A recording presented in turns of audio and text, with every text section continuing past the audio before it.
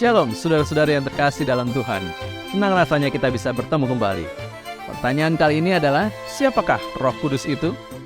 Dalam video ini saya akan menjelaskannya dari sudut pandang Alkitab.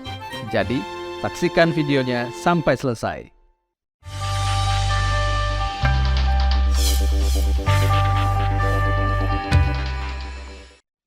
Ada banyak pengertian yang salah mengenai identitas Roh Kudus. Sebagian orang menganggap Roh Kudus sebagai suatu kuasa mistik.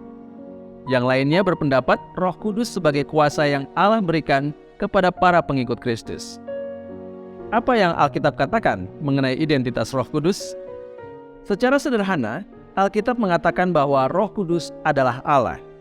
Alkitab juga mengatakan bahwa Roh Kudus adalah sebuah pribadi yang memiliki akal budi, perasaan, dan kehendak. Fakta bahwa Roh Kudus adalah Allah dapat dilihat dengan jelas dalam rujukan ayat-ayat di Alkitab, termasuk Kisah Para Rasul 5 ayat 3-4. Dalam ayat ini, Petrus menegur Ananias yang berbohong kepada Roh Kudus dan memberitahu dia bahwa Ananias bukan mendustai manusia, tetapi mendustai Allah. Ini merupakan pernyataan yang jelas bahwa ketika seseorang berbohong kepada Roh Kudus, sama juga berbohong kepada Allah. Kita juga mengetahui bahwa Roh Kudus adalah Allah karena Dia memiliki karakter-karakter atau atribut-atribut Allah. Contoh bahwa Roh Kudus itu maha hadir dapat dilihat dalam Mazmur 139 ayat 7-8. Kemana aku dapat pergi menjauhi Roh-Mu? Kemana aku dapat lari dari hadapan-Mu? Jika aku mendaki ke langit, Engkau di sana. Jika aku menaruh tempat tidurku di dunia orang mati, di situ pun Engkau. Kemudian di dalam 1 Korintus 2 ayat 10 kita menemukan kemahatauan dari Roh Kudus. Karena kepada kita Allah telah menyatakannya oleh Roh. Sebab Roh menyelidiki segala sesuatu, bahkan hal-hal yang tersembunyi dalam diri Allah. Siapa gerangan di antara manusia yang tahu apa yang terdapat di dalam diri manusia selain roh manusia sendiri yang ada dalam dia? Demikian pula lah tidak ada orang yang tahu apa yang terdapat di dalam diri Allah selain Roh Allah.